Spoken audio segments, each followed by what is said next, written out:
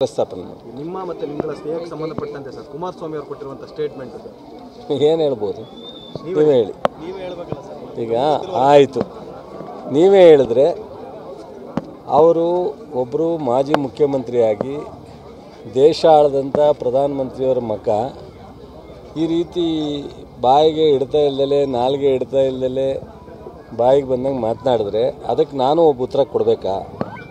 ಕೊಡೋದು ಸೂಕ್ತ ಅಂತ ಅಂದರೆ ಖಂಡಿತ ಕೊಡ್ತೀನಿ. ಈಗ ಒಬ್ಬ ಒಂದು ನಿಮಿಷ ಎಷ್ಟೇ ಎತ್ತರಕ್ಕೆ ಬರಲಿ, ಮಾತಾಡಿದವರೆಲ್ಲ ಮಾತಿನಿಂದ ದೊಡ್ಡವರಾಗಕ್ಕಾಗಲ್ಲ, ನಡವಳಿಕೆಯಿಂದ ದೊಡ್ಡವರಾಗಬೇಕು. ಈಗ ಯಾರೋ ಒಬ್ಬ ನಾನು ಮಂತ್ರಿ ಅಂದ ತಕ್ಷಣ ಒಬ್ಬ ಸಾಮಾನ್ಯ ಜನ ನಾನು ಮಂತ್ರಿ ಆದ ತಕ್ಷಣ ನನಗೆ ಎರಡು ಕೊಂಬಿರಲ್ಲ. ಒಂದು ಪ್ರಜಾಪ್ರಭುತ್ವ ವ್ಯವಸ್ಥೆಯಲ್ಲಿ ಒಂದು ಸ್ವಲ್ಪ ಜನ ನನಗೆ ಗೆಲ್ಲಿಸಿದ್ದಾರೆ, ಒಂದು ಸರ್ಕಾರ ಇದೆ, ಒಂದು ಮಂತ್ರಿ ಕೊಟ್ಟಿದ್ದಾರೆ ತಾತ್ಕಾಲಿಕವಾಗಿ. ನಾನೇನು ಶಾಶ್ವತವಾಗಿ ಮಂತ್ರಿ ಇರಲ್ಲ.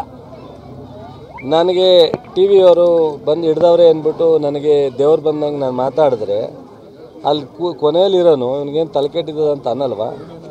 ನಾನು ಅನ್ನಿಸ್ಕೋಬೇಕಾ ಹೇಳಿ? ಈಗ ಆ ಥರ ಏನಾದ್ರು ಬಾಯಿಗೆ ಬಂದಂಗೆ ಹೇಳಿಕೆ ಕೊಟ್ಟು ಸಾರ್ವಜನಿಕರಲ್ಲಿ ನಾನು ಸಹ ಹಾಸ್ಯಪದವಾಗಿ ಕಾಮೆಂಟ್ ಮಾಡುವಂಥ ಪರಿಸ್ಥಿತಿ ನಿರ್ಮಾಣ ಆಗಲಿ ನಿಮಗೆ ಅಂದರೆ ನಾನು ಕಾಮೆಂಟ್ ಮಾಡ್ಬೋದು. ಈಗ ಕುಮಾರಸ್ವಾಮಿಯವರಿಗೆ ಯಾವುದೋ ಕಂಡಕ್ಟ್ ವಿಚಾರ ಬಂದಾಗ ಅಸೆಂಬ್ಲಿ ಒಳಗೆ ನಾನು ಉತ್ತರ ಕೊಟ್ಟಿದ್ದೆ.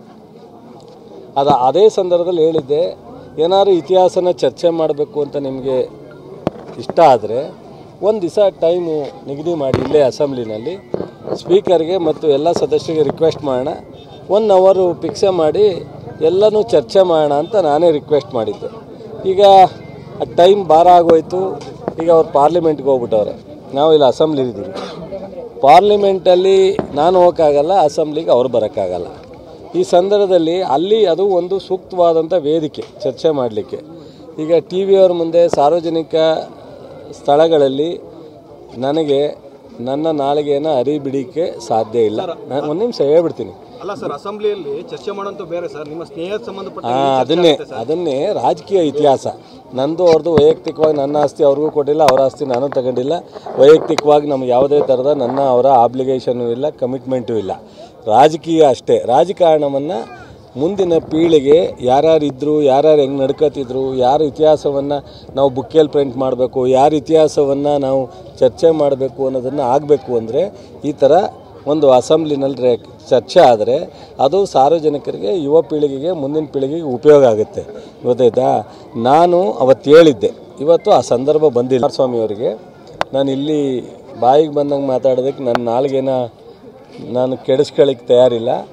ಆಮೇಲೆ ನಾನೇನಾದರೂ ಇವತ್ತು ಲಘುವಾಗಿ ಮಾತನಾಡಿದ್ರೆ ನಾನು ನನ್ನ ಜಿಲ್ಲೆಯ ಜನ, ನನ್ನ ಕ್ಷೇತ್ರದ ಜನ ನನಗೊಂದಷ್ಟು ಗೌರವ ಕೊಟ್ಟು 2 ಸಲ ಸೋಲಿಸಿದ್ರು, 6 ಸಲ ಗೆಲ್ಲಿಸಿದ್ದಾರೆ.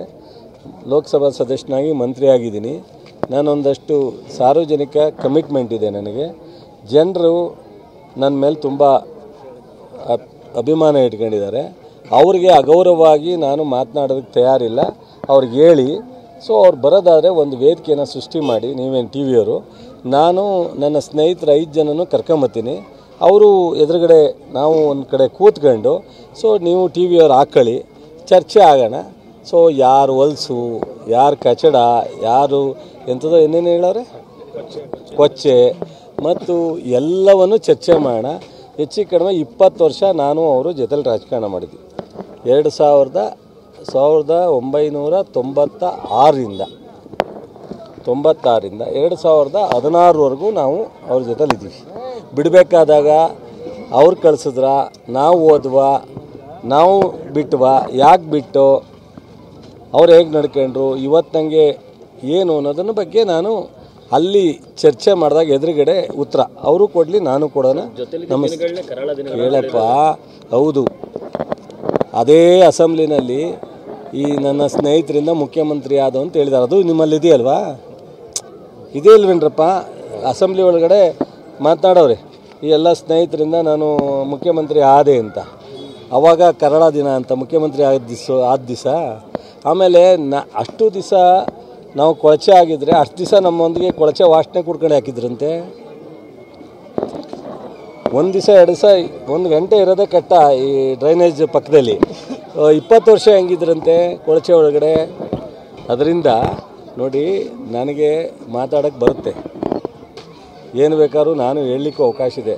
ಅವರ ಇತಿಹಾಸ ಎಲ್ಲನೂ ಹೇಳಕ್ಕೆ ಹೋದರೆ ಅದು ದೊಡ್ಡ ಪುರಾಣ ಆಗುತ್ತೆ. ಆ ಇತಿಹಾಸನ ಇಲ್ಲಿ ಹೇಳೋದಕ್ಕಿಂತ ಅವ್ರ ಎದುರುಗಡೆ ಹೇಳೋದಕ್ಕೆ ನನಗಿಷ್ಟ, ಖುಷಿ. ನನಗೆ ಅಸೆಂಬ್ಲಿಲಿ ಒಂದು ಸ್ವಲ್ಪ ಹೇಳಿದ್ದೀನಿ, 5% ಹೇಳಿದ್ದೀನಿ, ಇನ್ನೂ 95% ಹೇಳೋದಕ್ಕೆ ನಾನು ತಯಾರಿದ್ದೀನಿ. ನಾನು ಕೇಳಿ ಒಂದು ನಿಮಿಷ, ನನ್ನ ಇತಿಹಾಸ ಹೇಳೋಕ್ಕೆ ರೆಡಿ ಇದ್ರೂ ಅವ್ರು ರೆಡಿ ಇರಲಿ. 95% ಇದೆ, ಅದನ್ನು ಹೇಳೋದಕ್ಕೆ ನಾನು, ಪುಟ್ಟಣ್ಣ, ಬಾಲು, ಜಮೀರು, ಭೀಮನಾಯಕು, ಇನ್ಯಾರು ಹೇಳಿದ್ರೆ ಅವ್ರನ್ನೂ ಕರ್ಕೊಂಡು ನಾನು ಒಂದು ದಿವಸ ಡೇಟ್ ಫಿಕ್ಸ್ ಮಾಡಲಿ ಬರೋಕ್ಕೆ ತಯಾರಿ. ರಾಜಕಾರಣ